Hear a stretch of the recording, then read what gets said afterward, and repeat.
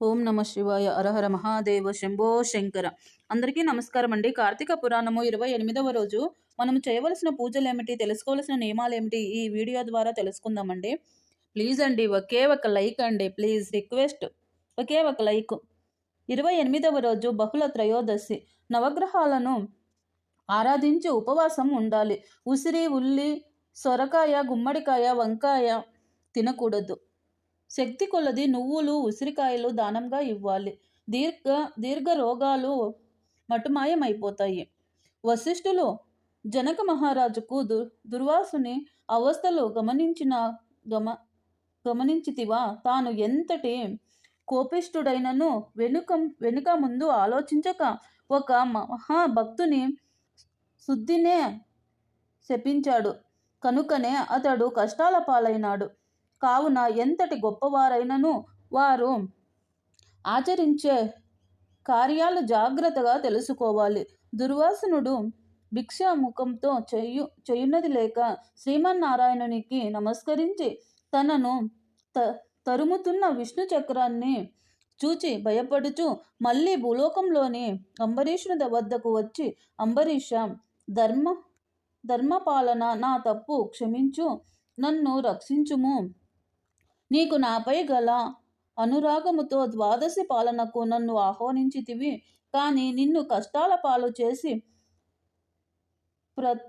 వ్రతభంగమును చేయించి నీ పుణ్యఫలమును నాశనం చేయించి పెట్టి తిని. కానీ నా దృష్టిని నువ్వే వెంటాడి ప్రాణములను తీయుటకై పెద్దదైతివి. నేను విష్ణువు వద్దకు వెళ్ళి రక్షించమని ప్రార్థించాను. ఆ పురాణ పురుషుడు నాకు జ్ఞానోదయము చేసి నీ వద్దకే వెళ్ళమని చెప్పాడు. కనుక నీవే నాకు శరణ్యము. నేను ఎంతటి తపశ్శాలినైనను, ఎంత నిష్ఠ గలవాడినైనను నన్ను నీ నిష్ఠగంత భక్తి ముందు అవేమీ పని చేయలేదు. నన్ను ఈ ఆపద నుండి కాపాడమని అనేక విధాలా ప్రార్థించాడు. అంతటా అంబరీషుడు శ్రీమన్నారాయణుని ధ్యానించి, ఓ సుదర్శన చక్రమా, నీకివే నా నమస్కారములు. ఈ దుర్వాస మహాముని తెలిసియో తెలియకయో తొందరపాటుగా ఈ కష్టమును కొని తెచ్చుకున్నురు. ఇతడు బ్రాహ్మణుడు కనుక రక్షించవలసిన వాడు కానీ శిక్షించవలసిన వాడు కాదు. నా ప్రార్థన మన్నించి అతనికి బదులు నన్ను చంపు. క్షత్రియుడు యాచించకూడని బ్రహ్మ నిర్ణయం. బ్రాహ్మణ సంక్షేమం కోరి నిన్ను యాచిస్తున్నాను. నీవు శ్రీమన్నారాయణునికి ఆయుధనివిగా ఉన్నావు. నేను శ్రీమన్నారాయణుని భక్తుడను. నాకు శ్రీమన్నారాయణుడు ఇలవేల్పు దైవము. నీవు శ్రీహరి చేతిలో ఉండి అనేక యుద్ధములలో అనేక మంది లోక కంటకులను చంపావు. కానీ శరణము కోరిన వారిని ఇంతవరకు చంపలేదు. అందువలనయే ఈ దుర్వాసనుడు 3 లోకములను తిరిగినను ఇతనికి వెంటాడుచునే ఉన్నావు, కానీ వందించుటలేదు. దేవా, సురాసురాది భూతకోటి అన్నియు ఒక్కటిగా ఏకమై వచ్చినా నిన్ను ఏమీయూ చేయలేరు. నీ శక్తిని ఏ విధి అయినా అడ్డు లేదు. ఈ విషయంలో లోకం అంతటికూ తెలియను. అయినను ముని పుంగవునికి ఏ అపాయము కలగకుండా రక్షించమని ప్రార్థించుచున్నాను. నీ యందు శ్రీమన్నారాయణుని శక్తి ఇమిడి ఉన్నది. నిన్ను వేడుకొంచున్నాను. నన్నను శరణు వేడిన ఈ దుర్వాసుని రక్షించుము అని అనేక విధముల స్తుతించుట వలన చక్రయుధము అంబరీషుని ప్రార్థనలకు శాంతించి, ఓ భక్తకేశ్వర అంబరీష, నీ భక్తిని పరీక్షించుటకు ఇట్లు చేశాను, కానీ వేరు కాదు. అత్యంత దుర్మార్గులు మహాప రాక్షసవంతులైన మధుకైటభులను దేవతలందరూ ఏకమైనా కూడా చంపలేని మూర్ఖులను హతమార్చుట నీకు తెలుసు కదా. ఈ లోకములో దుష్ట శిక్షణ శిష్ట రక్షణే శ్రీహరి నన్ను వినియోగించి 3 లోకములందు దర్శనమును స్థాపించుచుండును. ఇది అందరకు తెలిసిన విషయమే. ముక్కోసియరు దుర్వాసనుడు నీపై పగను నీకు వ్రతభంగం కలిగించినని నా నానా ఇబ్బందులకు గురి చేశాడో అదే నేను గమనించి తిని. నిరాపరాధిగలు నిన్ను రక్షించి నీ ముని గర్వము అణచవలయనని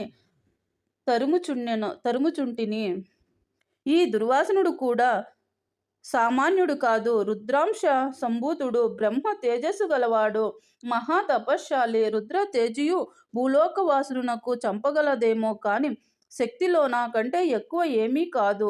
సృష్టికర్తయగు బ్రహ్మ తేజస్సుతో, మహేశ్వరుని తేజశక్తితో, శ్రీహరి తేజస్సుతో నిండి ఉన్న నాతో రుద్ర తేజస్సు గల దుర్వాసనుడు కాని, క్షత్రియ తేజస్సు గల నీవు కాని నాతో సరిరారు. నన్ను ఎదుర్కొనలేరు కూడా. తన కన్నా ఎదుటివాడి బలవంతుడై ఉన్నప్పుడు అతనితో సంధి చేసుకోమంట ఉత్తమము. ఈ నీతిని ఆచరించువారు ఎటువంటి ఆపదల నుండి అయినను తప్పించుకొనగలరు. ఇంతవరకు జరిగినంతయు మరిచి శరణు కోరి వచ్చిన దుర్వాసుని గౌరవించి నీ రాజధర్మము నీవు నిర్వర్తించావు మని చక్రయుధము అన్నది. ఆ మాటలు విన్న అంబరీషుడు, నేను బ్రహ్మనాథులయందుయు స్త్రీలయందుయు గౌరవము కలవాడను. నా రాజ్యములలో జనులందరూ సుఖముగా ఉండవలెనని నా అభిలాష. కావున శరణు కోరిన ఈ దుర్వాసుని నన్ను కరుణించి రక్షించుము అని చక్రయుధమునకు మొక్కి పాదములపై పడ్డాడు. అంతటా సుదర్శన చక్రము అంబరీషుని లేవదీసి కౌగిలించుకొని, అంబరీష నీ నిష్కంఠ భక్తికి మెచ్చెను.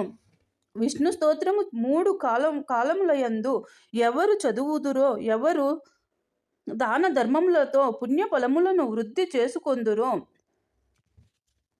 పరులను హింసించక, ఇతరులను ధనముకు ఆశపడుట, పరస్త్రీలకు చెరబెట్టక, గోహత్య, బ్రహ్మహత్య, శిశుహత్య మొదలైన మహాపాతకములను చెయ్యకుండా ఉందురో, అలాంటి వారి కష్టములు నశించి ఇహముందును పరమందును సర్వ సౌఖ్యములతో తులతూగుతురు.